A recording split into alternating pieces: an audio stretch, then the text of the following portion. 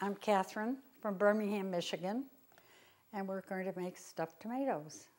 The recipe comes from my mother and my grandmother, and they like to get nice big tomatoes like this in season in August and early September when they're juicy and flavorful. Sometimes we have to add canned tomatoes when we get to October, and they're a little harder and not as juicy.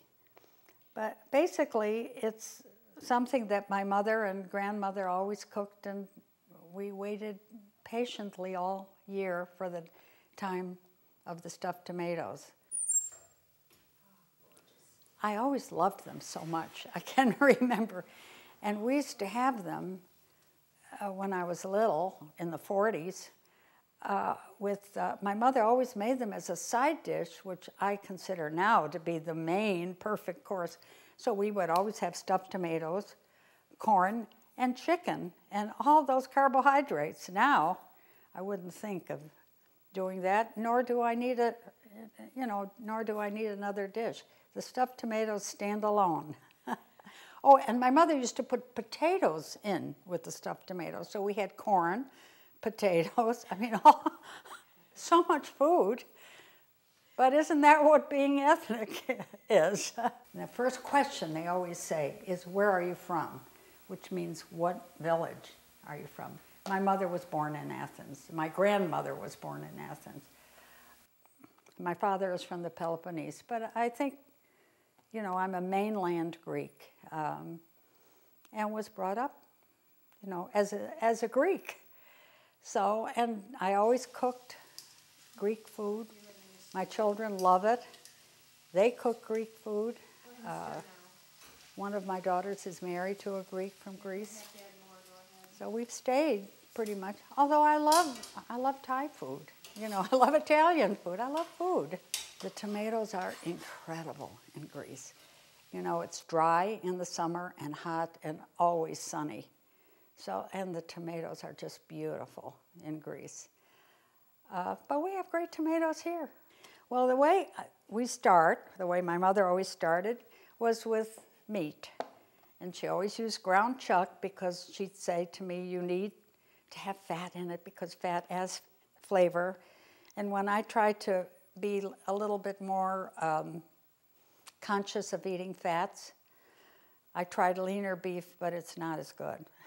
So we start with ground chuck and start it in the frying pan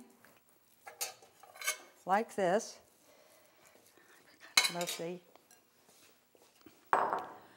I cook it until there isn't any pink left. It has to be, according to my mother, completely browned, which is a little different than usually you start out with onions, browning the onions first, and then adding the meat.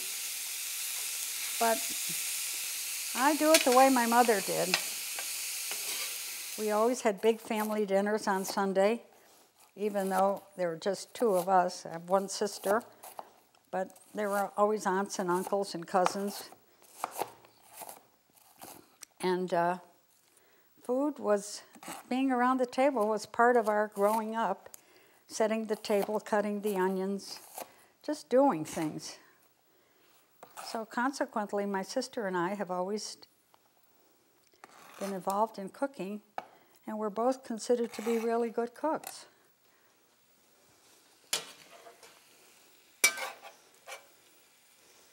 The tomato itself adds so much to it, the flavor of the tomato, but then we can't forget the parsley, the onion, the sugar, the butter, all those things. Those good things add.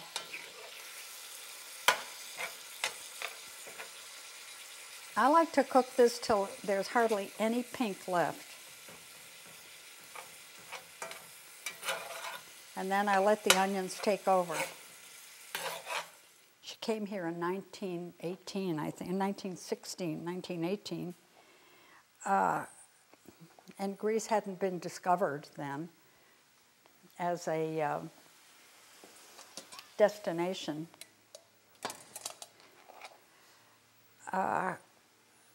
And she said, that they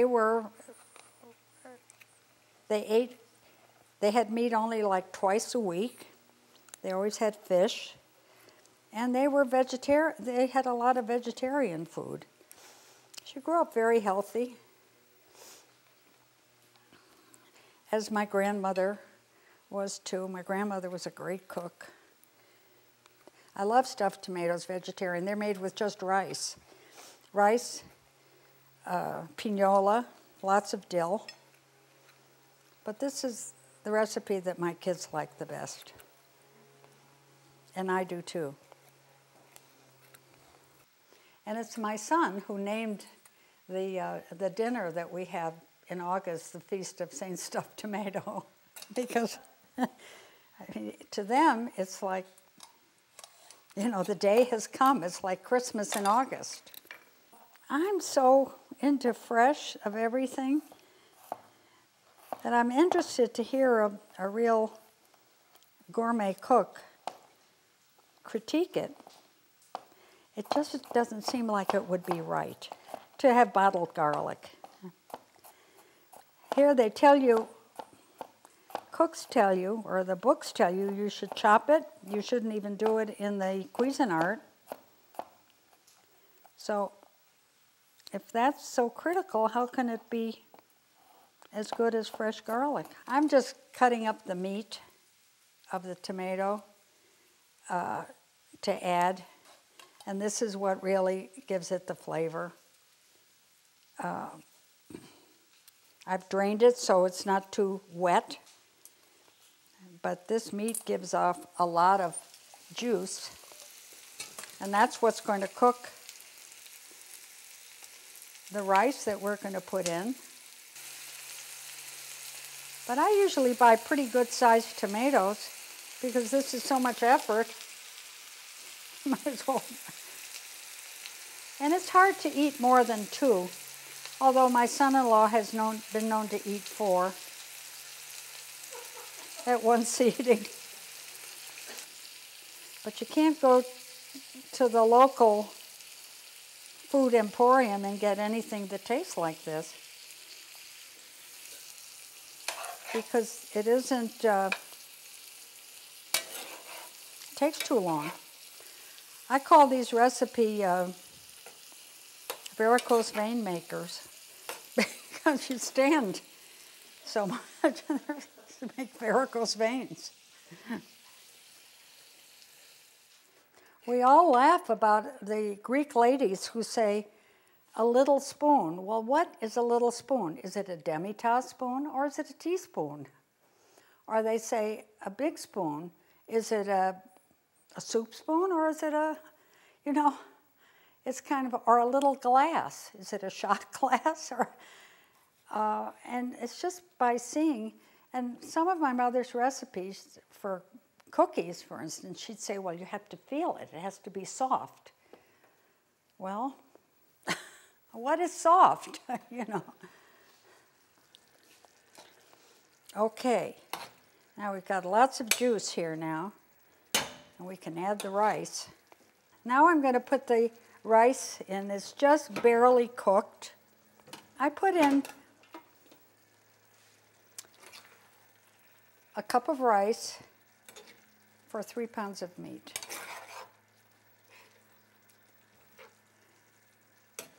And the rice carries so much of the flavor. It's almost like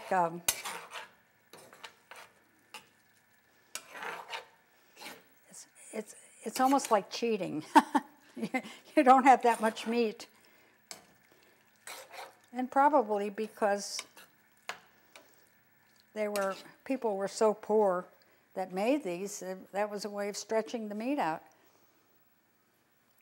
And we have to put some parsley in too. I've never understood the role of parsley in cooking, but it adds flavor, enhances flavor.